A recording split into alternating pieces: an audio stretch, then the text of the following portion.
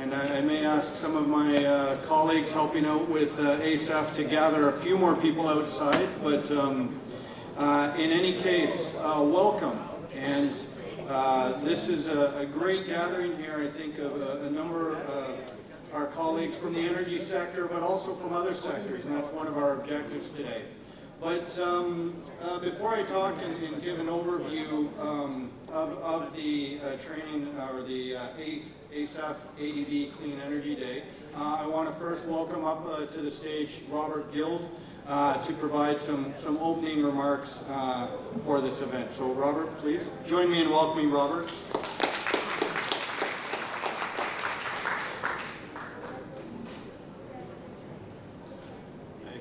This is a little more formal than I like, to be honest. I'd rather we all had our shirt sleeves rolled up and came in here to work, but let's see how it goes.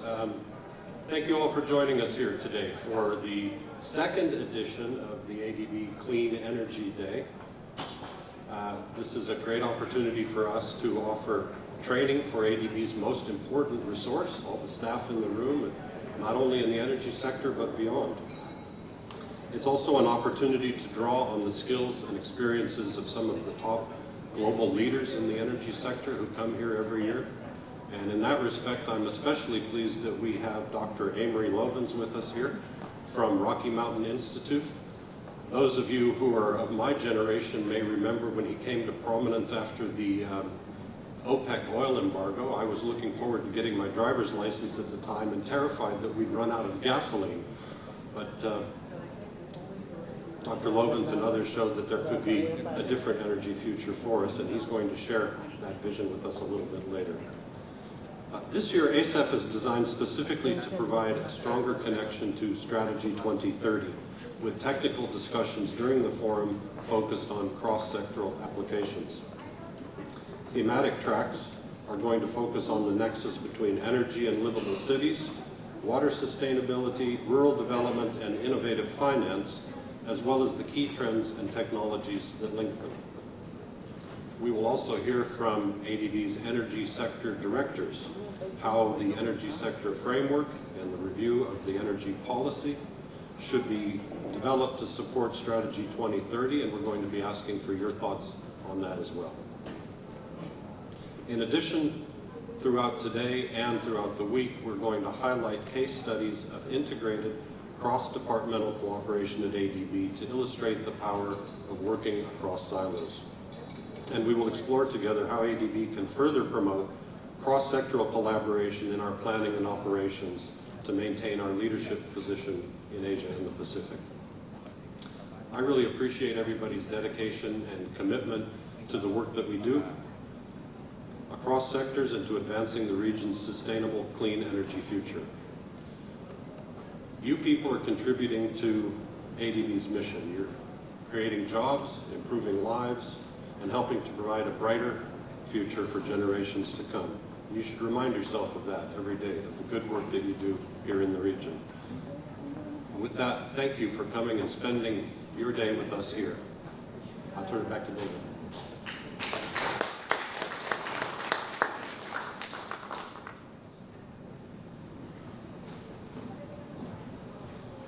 Okay, well, thank you, Robert. I really appreciate those comments. And I wanted to provide a bit of an overview of what we're trying to accomplish today. So I've joined ADB about a couple years ago, almost 3 years ago now, and I joined SDCC. And one of the comments that many people said to me was, okay, SDC is a great place to do work, to work on knowledge, but you really must get into operations at some point. And I took that very much on board, and thankfully, Ping, as chief in the energy sector, very much pushed us out to engage with operations. But through this, and listening to the Strategy 2030 and the 1ADB, one of the things that I would reflect on when I talk to colleagues is that people are very focused on their work. The efforts to get a loan through, to actually process it, to get all the engagement from the countries, to work through the ADB processes requires intense focus, head-down work, and incredible diligence throughout the process. The challenge with that is that it leaves us little time to look up and say, hey, what's my neighbor doing? What's someone else doing that I can learn from?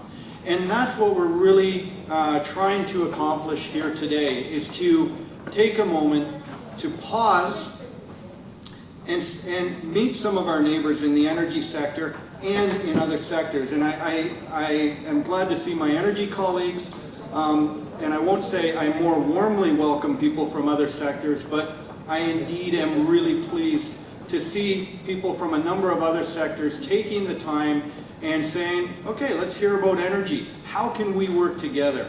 And that really links strongly to, again, our new Strategy 2030, to say, how can we find ways to work with livable cities, to work with water, to increase our ambition in climate change?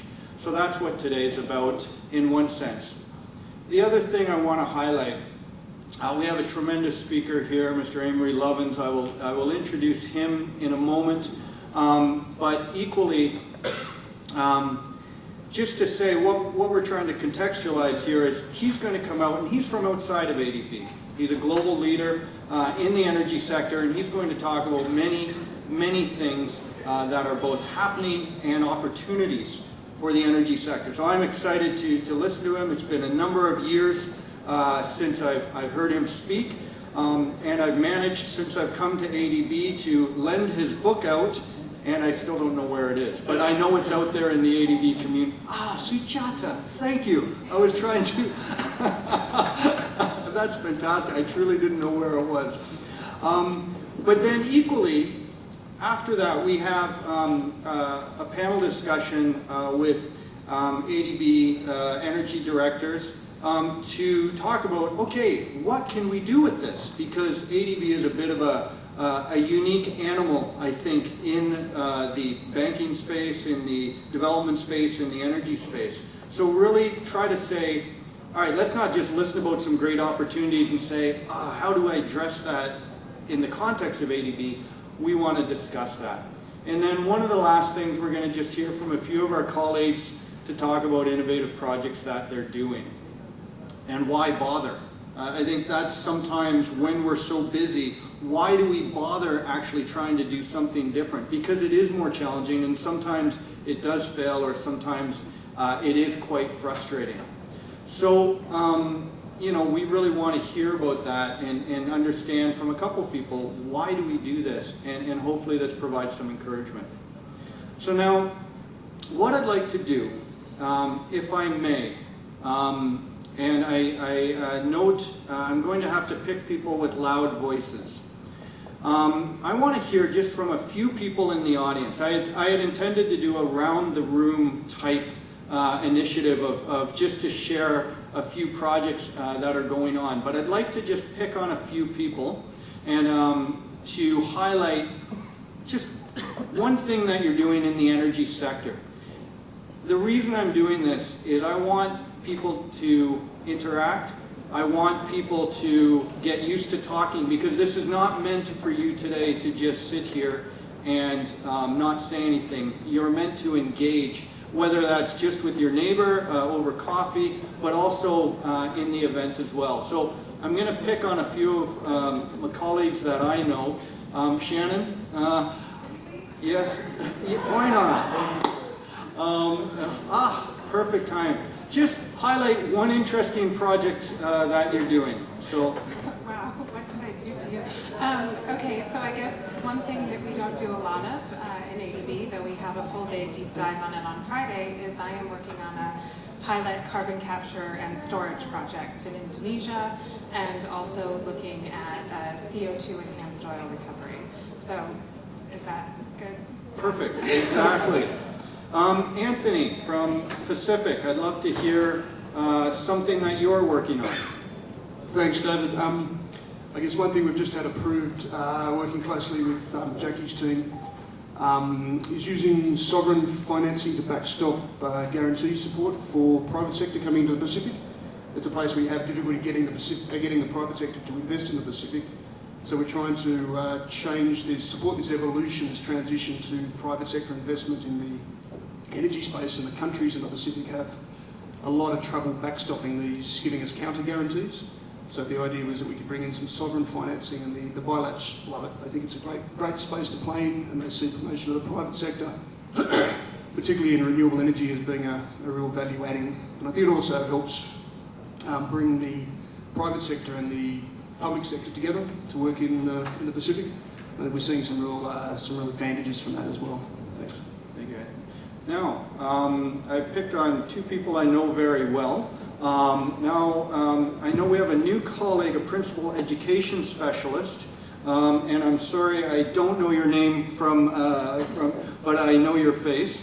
And I would like you to just highlight one project you know of in the education space for our interest. Thank you. In education and training, we are constantly interested in how to prepare the human capital and the talent pipeline needed for the sectors of today and the future, and also in line with the trends of change that are happening, clean energy being one of them, energy efficiency being another. So in many countries, we are actually looking at how to develop technicians, engineers, and also qualified personnel to respond to these needs of the changing market, moving more towards clean energy and energy efficiency. Great, thank you. Last person, Aimer, a carpool person, so another great way to meet people across the bank. So one of the projects you're working on. So I'm with the Office of PVP, and we are advising the municipal government in Da Nang on a waste to energy project. Thank you, thank you. And so obviously, as Shannon highlighted, nobody has prepared for these comments, so I want to thank you for those comments. But indeed, you can hear just from that the wealth of projects that are happening in ADB, the wealth of experience and expertise that we have here in the room. And I think that can only be stronger if indeed we better talk to each other and better find opportunities for even higher impact from the work that we're doing. And that's the theme of ADB this year, is partnering for impact. And I think we can do that within the bank as well. So now, at this point, I would like to introduce our keynote speaker for ADB Clean Energy Day, and he will be also speaking in the plenary tomorrow, but we wanted him to speak to us directly as ADB staff. And this is Dr. Amory Lovins from the Rocky Mountain Institute. As Robert highlighted already, he has a tremendously deep experience and has worked in this energy sector for so long. He's written over 30 books, over 600 papers, advised governments around the world, and in our region, significant work in China, advising in India. On his way back to the US, he'll be dropping by in Islamabad and Pakistan. And to me, this is encouraging to hear of his experience and his work in our region, and makes him a really excellent speaker here today, bringing the global perspective, but also an appreciation of some of the needs in our region. So with that introduction, Dr. Amory Lovins, please join me in welcoming him.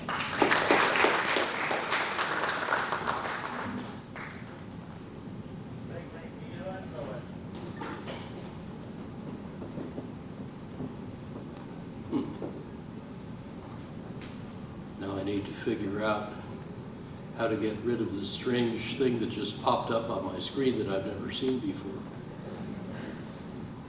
There we go. Okay. Well, thank you for the honor of reporting some nice surprises from the global energy revolution that I hope will further inform and inspire the fine work you do in ADB. I'm actually here for 3 weeks in the region with several colleagues exploring how we can best help. After acclimatizing a week in Japan, we're going from Manila to Singapore to Jakarta and then Islamabad. And our colleague Roy Torbert has a strong interest, as do I, in a number of the other countries in the region. So I hope to learn from you how we can be most helpful. Let me start with a big and somewhat historic picture. Ford's auto industry, Edison's electricity industry, and Rockefeller's oil industry changed the world. And if Ford and Edison took a very long nap on one of their car camping holidays together, and then they woke up and saw their businesses today, they would recognize almost everything except the electronics. And yet their industries are facing vast disruptions. We've got 21st century technology and speed colliding head-on with 20th and even 19th century institutions, rules, and cultures. And today, that collision focuses on Asia, and it underpins everything we do here. Now the first two of these three great industries, autos and electricity, are coming together to eat the third one, oil. As we might imagine Ford mischievously muttering to Edison, "Let's see what happens when electricity displaces gasoline. Then those electric cars add flexibility and cheap distributed storage and make batteries cheap for all, helping the grid integrate varying solar and wind power so distributed renewables displace giant thermal power plants and their fossil fuels." As always, I start on the demand side. The world's biggest energy source is bigger than oil. It's the energy saved just since 1990, 2/3 of it through more efficient end-use technologies. For example, if the United States total primary energy demand had kept growing in lockstep with GDP since 1975, Americans would have used that much energy. But instead, they cut that use by more than half, saving cumulative energy equivalent to 25 years of current use. Meanwhile, renewable output doubled, yet with 30 times less cumulative impact than the savings. Renewables get virtually all the headlines because they're visible on the rooftop or the skyline. But energy is invisible, and the energy you don't use is almost unimaginable. Yet saved energy is avoiding, on the margin, about twice as much carbon each year as renewable growth. And the potential savings keep growing. For example, around 1975, US government and industry all said that the energy needed to make $1 of GDP could never drop. A year later, I heretically suggested it could drop 72% in 50 years. So far, it's dropped 58% in 43 years. Yet just the innovations already added by 2010 can save another threefold, twice what I originally thought, at a third the real cost. And today that looks conservative, because optimizing buildings, vehicles, and factories as whole systems, not as piles of parts, can often make very big energy savings cost less than small or no savings, turning diminishing returns into increasing returns, just like renewables. The evidence for that surprise is in a peer-reviewed paper published last September. Just search for the phrase, "How big is the energy efficiency resource?" and please start with the 4-minute video abstract. It's also, by the way, posted on our own website, rmi.org, in both Chinese and Japanese. How does this happen? Well, unlike oil or copper, most of the new several-fold larger energy savings cost less than the old savings, because they come not from adding more or fancier devices, but from using fewer and simpler devices, from leaving stuff out. But the devices are more artfully chosen, combined, timed, and sequenced. So while metal ore bodies and oil reservoirs are finite and depletable assemblages of atoms, energy efficiency resources are infinitely expandable assemblages of ideas, depleting only stupidity, a very abundant resource. So let me give you a few examples. One from the opposite of your climate. My wife Judy and I live here, 2,200 meters up in the Colorado Rocky Mountains near Aspen, where temperatures used to dip to minus 44 Celsius. But our house does no combustion. That's so 20th century. Super insulation ventilation heat recovery, and big super windows insulating like 16 to 22 sheets of glass, but looking like 2 and costing less than 3, make the building 99% passive solar heated, 1% active solar. It's actually 6,000-year-old North Chinese passive solar architecture. We just updated the technologies. Super efficiency added less construction cost than eliminating the heating system subtracted. So the construction cost went down a little, and saving 99% of the space and water heating energy and 90% of the household electricity and half the water, all paid back in 10 months with 1983 technology. Today's is much better and cheaper. The central atrium, seen here in a February snowstorm, has so far produced 75 passive solar banana crops. Now we're more like the Philippines. Without needing to look like this, our house helped inspire several 100,000 European passive buildings that likewise have no heating and roughly normal construction costs. Integrative design gives many benefits from each expenditure. So the white arch in the center upper photo has 12 different functions, but it has only one cost. And it works anywhere. Soon after we moved in, the Thai architecture professor, Sunton Bunyatakar, visited our house, and he decided to adapt his integrative design approach to his own house he was just building in Bangkok. So he ended up saving 84% of the air conditioning capacity, 90% of the air conditioning energy with normal construction costs and better comfort. Nearly everyone in the world lives in a climate somewhere between his and mine. Such integrative design is how our Empire State Building retrofit saved 38% of its energy with a 3-year payback. But 3 years later, our cost-effective Denver retrofit saved 70%, making this half-century-old government complex more efficient, intensity in green, than the then best new U.S. office, which in turn is less than half as efficient as our own net positive, no mechanicals passive office in the coldest North American climate zone. Now a southern German building is using 3/5 less energy than ours. I need to go see how they do that. And yet all these technologies existed more than a decade ago. What mainly improved is not so much technology as design, the way we choose and combine technologies. Likewise, in muggy India, in 6 cities, Rohan Parikh's team built 1.5 million square meters of offices that use 80% less energy than normal, cost 10 or 20% less than normal to build, but deliver superior comfort and satisfaction. Glare-free daylighting is delivered throughout this large floor plate by contract. If workers complain of glare and anyone demands blinds, the architect doesn't get paid. The Global Cooling Prize, launched by Rocky Mountain Institute, Mission Innovation, and the Government of India, will at least quintuple the efficiency of affordable window air conditioners, thus making many of the planned power plants in the region unnecessary. But good design can first displace refrigerative cooling. These mid-rise apartments, proven popular in the Indian monsoon, use passive, convectively vented double walls and super efficient ceiling fans to keep you feeling 16 to 19 Celsius degrees cooler at just 2% higher construction cost. And with a few further refinements, they could deliver decent comfort with no air conditioning.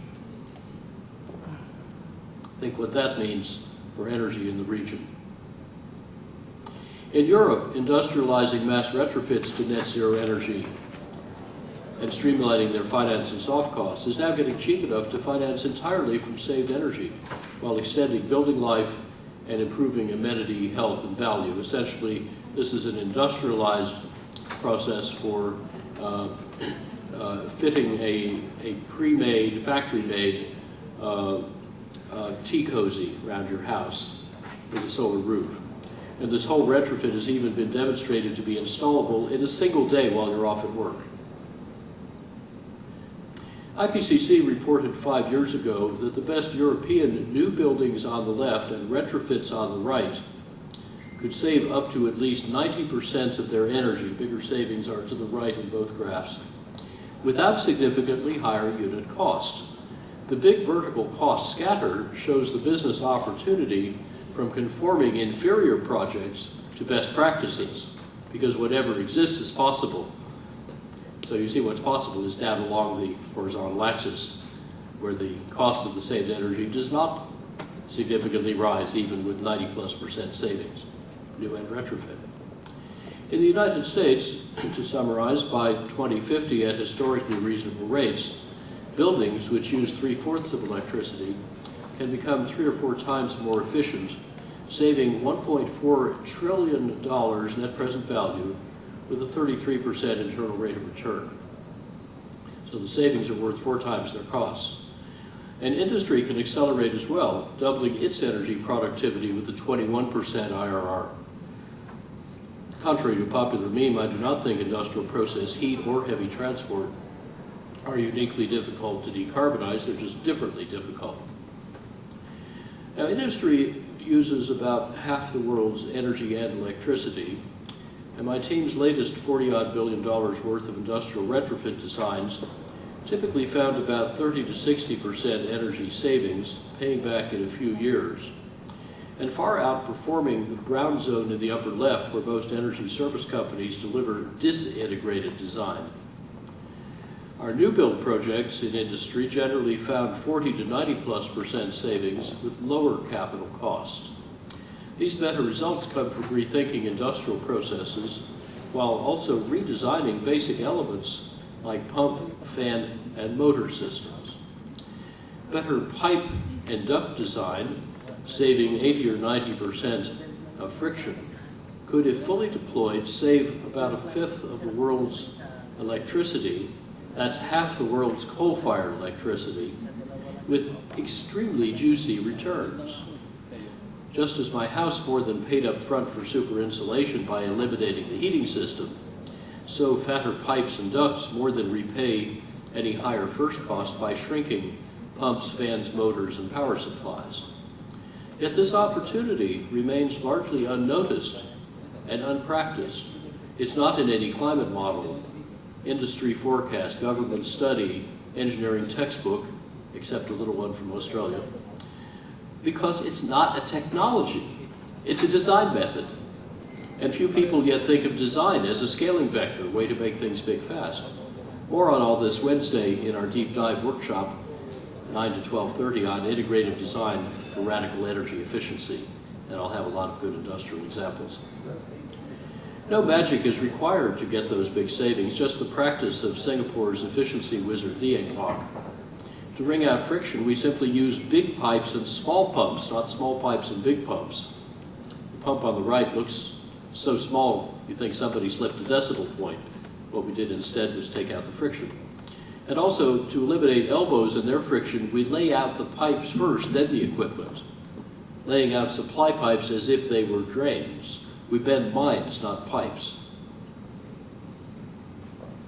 Thus, our colleague Peter Rumsey's retrofit of the Oakland Museum's condenser water pumping loop cut its pumping energy by 3/4 with a 2 or 3 month payback. Remember, this is a retrofit. And it also eliminated 15 pumps that will never again waste energy and maintenance costs. And then repiping the chilled water loop as well and adding variable frequency drive doubled the flow and saved 85% of the energy. What does such savings mean for the 3/5 of global electricity that's used in motors, half of it to run pumps and fans? Well, in a typical pumping system, from the fuel burned at the power plant to flow out the pipe, there are so many compounding losses successively that only 1/10 of the energy in the fuel comes out the pipe as flow. But now turn those compounding losses around backwards from right to left, they become compounding savings. In every unit of flow or friction you save in the pipe saves 10 units of fuel cost, emissions, and global weirding back at the power plant. And as you go back upstream, the components get smaller and cheaper, so the total capital cost goes down. Then we can make the motor systems, the drive systems, 80 or 90% smaller, and at least twice as efficient by a whole system retrofit using not just the usual 2 improvements, but 35, of which 28 are free byproducts of the first 7. saving several-fold more energy at about a fifth the unit cost. What about automobiles, our biggest oil burners? Well, most of the energy needed to move them is actually caused by their weight. And each unit of energy saved at the wheels saves another 4 or 5 units we don't need to waste getting it to the wheels, thus leveraging 5 or 6 units of fuel savings back at the tank. Removing weight and drag speeds electrification of cars, and we should do both. But how? Taking a kilogram out of an airplane is worth about $2,000 worth of present value of fuel savings. So some airplanes are now half made of ultralight, ultra-strong carbon fiber composites. But automaking would need about 1,000 times higher volume and lower cost than aerospace.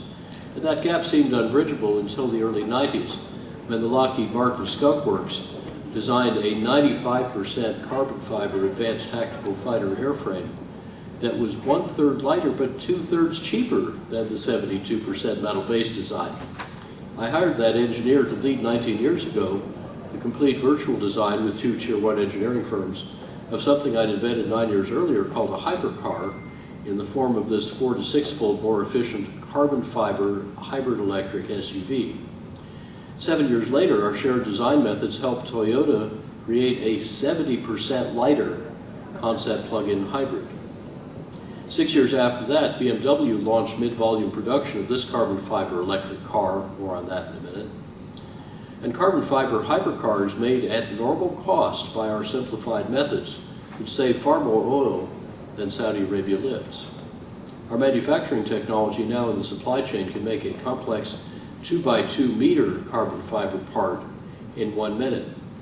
Even aluminum fleet vans like this 1-ton lightened hybrid that we developed and road tested 9 years ago could raise fuel efficiency 3 to 12-fold and need no subsidy. Now the carbon fiber electric car from BMW I mentioned a moment ago proved that ultralighting can be cost effective even at 2013 carbon fiber prices. It reportedly made money from the first unit off the assembly line. The U.S. auto industry's top cost wizard called it the most significant vehicle since Ford's Model T and the most advanced vehicle on the planet. Its carbon fiber is paid for by the batteries that its lightness saves. Do you see a theme emerging here? And fewer batteries mean faster recharging. So the lightness offsets the battery's weight and their cost. Its integrative design makes saved weight snowball far more than other automakers assume. The manufacturing is radically frugal. 1/3 the normal water and capital, 1/2 the normal energy, space, and time, and eliminating the conventional body and paint shops, the 2 hardest and costliest steps in making a car. And it's much better for the workers. Overlooked synergies between ultralight materials and electric traction quadruple its efficiency without compromise and with many other advantages. So this car's radically simplified design validated the benefits we've been claiming in the 90s, and I'm really enjoying driving my first hypercar. In heavy vehicles, we helped Walmart's truck fleet save half its fuel per case in a decade, including smarter logistics, but better technology alone can profitably make U.S. trucks at least 3 times more efficient, and airplanes 3 to 5-fold, like the lower row, these decade-old designs by Boeing, NASA, and MIT. So when I recently described at 2 global aviation conferences a way to achieve these efficiencies in one leapfrog rather than incrementally over the next century, the industry was quite interested. Oh, and by the way, logistics matters too. In China, it's not at all unusual for half the vehicle kilometers to be empty because there isn't a sort of Uber for freight, a software system to link up trips and loads, but that's now being rapidly fixed. And just to illustrate how far we will ultimately improve on that carbon fiber fighter plane I showed you a minute ago, this lattice of cheap hooked-together thermoplastic cells covered with a membrane was recently tested in a NASA wind tunnel as an airplane wing 59 times, not percent, times lighter than normal. without using carbon fiber composites or nanotubes, which are respectively about 10 to 100 times higher performance than this plastic. This lattice has the strength of bulk elastomers, but the gossamer density of aerogel. Eliminating movable flight surfaces, its entire shape passively adapts in real time to optimize continuously the flight conditions, just like a bird's wing, opening revolutionary prospects for lightweighting, aerodynamics, and cost reduction. So this is just in the lab, but I want to emphasize there's a lot of stuff in the lab that will strongly reinforce the general trends I'm describing, and again illustrate that efficiency is not a dwindling, increasing cost resource, but an expanding, diminishing cost resource. So with super efficiency, the oil and gas reserves that are unsellable for competitive reasons could get even bigger than the reserves unburnable for climate reasons. So oil owners are more at risk for market competition than from climate regulation. The cost of getting U.S. automobiles, for example, completely off oil has fallen from $18 per saved barrel 7 years ago to below $10 today, heading below zero in the next 6 years. That's in an industry that stumbles at $60 prices and swoons at 40. Zero is a really tough competitor. So oil is becoming uncompetitive even at low prices before it becomes unavailable even at high prices. The same for electricity. Quadrupling